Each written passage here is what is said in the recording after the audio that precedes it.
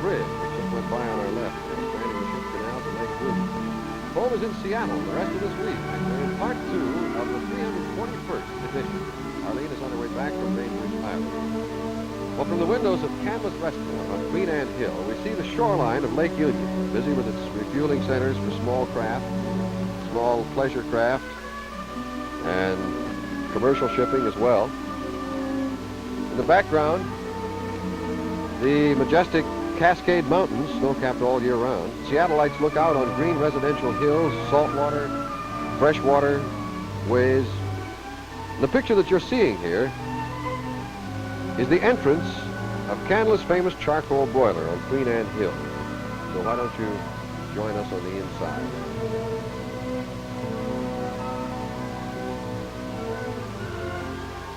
And we are inside. And good morning, Peter Canlis. Good morning, Hugh. You look good, I must say. Thank you. You don't look bad yourself. And we say that because we know that we were here last night, had a delicious meal, and we also got up at 4 o'clock in the a.m. I'm not complaining because it was a nice day and brisk, and we were up for a good purpose, I think. And that is to show you the interior as well as the exterior of Canlis' famous restaurant. This is, as I said, Peter Canlis, who is one of the real top restaurateurs in not just this country, but the world. We've taken a look now briefly by film at the outside, and the view is gorgeous from here, Pete. I want the folks to take a look at the inside now, too, and see this beautiful combination of modern and Hawaiian decor and appointments. We're going to start moving in a thatwardly direction, and you just back off from your television set so that we don't walk into your living room. And as we go by here, I want to make mention of the fact that much use has been made of stone and metal in this decor. What are these lamps, brass? Oh, they're copper lamps, Hugh. Copper, huh? Copper lamps. Uh-huh. And they are perforated so that they give a starlight effect. Starlight effect on the ceiling at night, Hugh. Mm-hmm. Now, the word broiler is in the name of this restaurant for a very good reason, and that's because we have, you see it in action here, the broiler with the flames leaping up, and that is hammered copper, isn't it? That's right, Hugh. That's hammered copper, copper cyclocraft paper, which is actually copper roofing paper, and it's used instead of solid copper for the mottled effect. It's more artistic and... Oh, that looks beautiful, and it's just as durable, isn't it? That's right, just as durable. That has been there 5 years, Hugh. I notice the girls, are all your girls, the waitresses, Japanese? Yes, Hugh, they're all Japanese waitresses, and the uniforms you see them wearing are native kimonos with the obis on behind, and many people ask, what are obis? Well, Seattle. And we're going to take a little tour down the aisle here now and say, what's new? Not much. Not much, huh? Well, you don't need anything new around here. The old things are good enough, aren't they? Hi, son, what's your name? Ralph Monroe. Ralph Monroe. How old are you, Ralph? 12. 12 years old, Yes. huh? You're a pretty nice boy. Say, Thank I you. just got a radiogram I want to tell you about.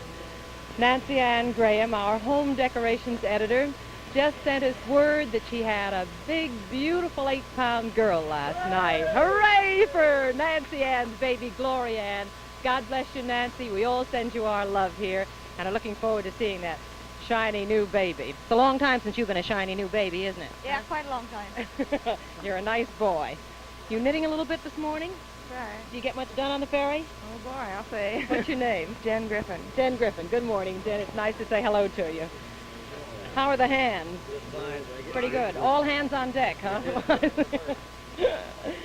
Well, you're a happy little group. Hello, what's your name? I'm Frida Adams. What do you do, Frida? I'm a corseteer. A corseteer. When you look in very good shape yourself, too. Nice to see you this morning. Hi, everybody. What's your name? Janet Quincy. Janet Quincy. You're cute. You got a nice dimple there, Janet Quincy.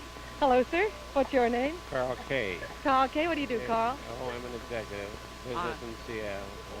I want to tell you something. You look like an executive. Oh, I do. Do I look like the captain of this ship? You sure do. To a captain, would I look like a captain? No.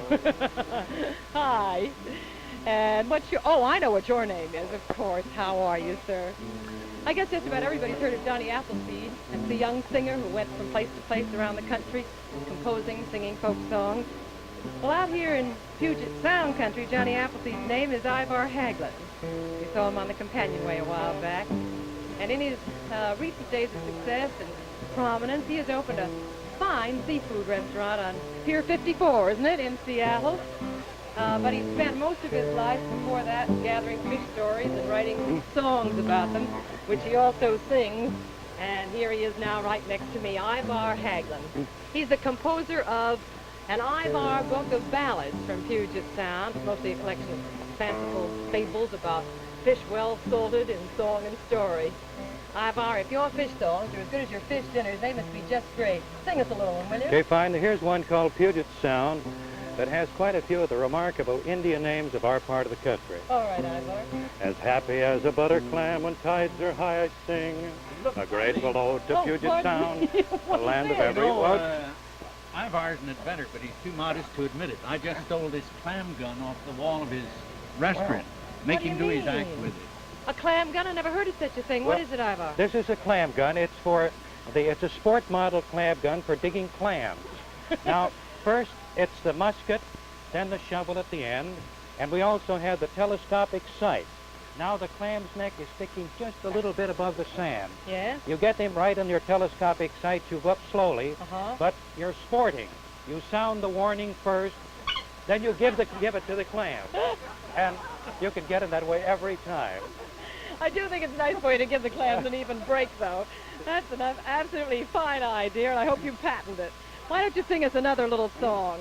How about The Old Settler? We didn't hear much of you before. Come on. And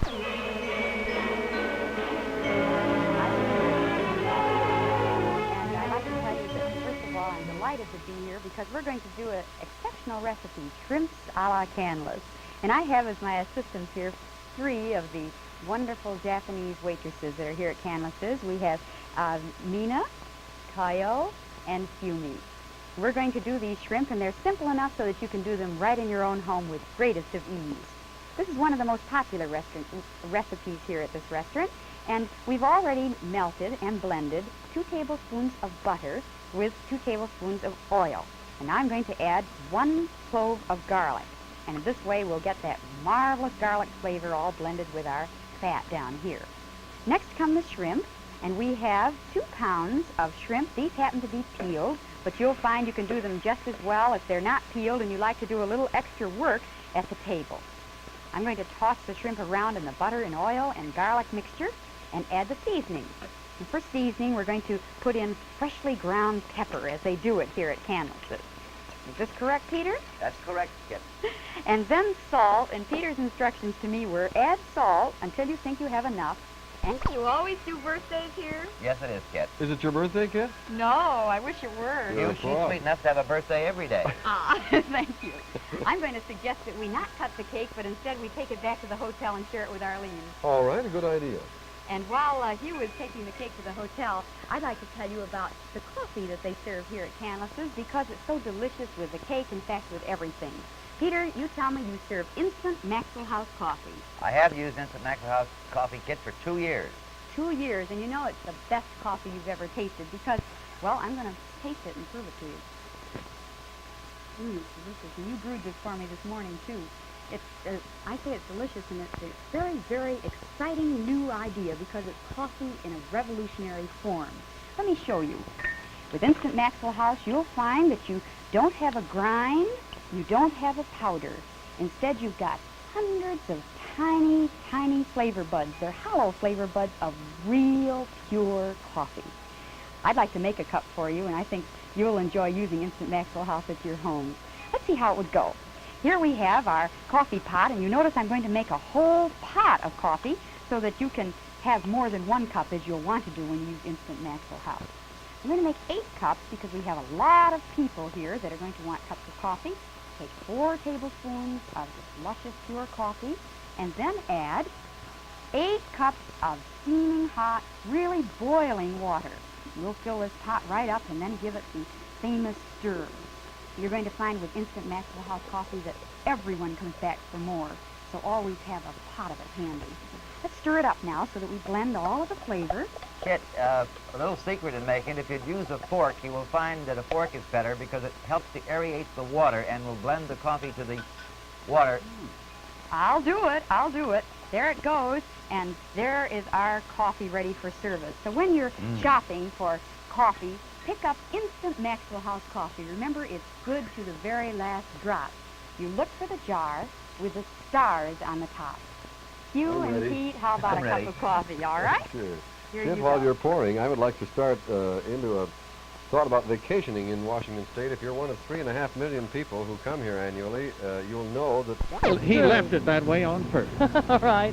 Well, we're almost at the end of a commuter's trip on the ferry boat Evergreen State from Bainbridge Island in Puget Sound to the city of Seattle. Now, we're going to be riding around in Chevrolets when we get back, looking closer at this lovely city, including, I hope, dinner tonight, because it was wonderful last night at Canlis restaurant, where you saw Hugh Downs and Kit Kinney this morning. Now, tomorrow in Seattle, I'll cover recreation on the water. Hugh Downs will be at the second biggest boat locks in the world, where you'll see all sorts of outboard cruisers and other sailing boats. We're going to visit the waterside home of Mr. and Mrs. Stan Sayers on Hunt Point, Lake Washington, that Jim just mentioned. And I'm going to take a ride in the fastest hydroplane racer in the world, the Slow-Mo. Be pretty nerve-wracking for me, but don't worry, Mother, it's absolutely safe, all right? We want to thank Captain Westerland and Jim Stevens and Ivar Haglund. Strum a little for us, Ivar. And Betty McDonald. It was so nice to have you this morning. Goodbye. We'll all see you at home tomorrow.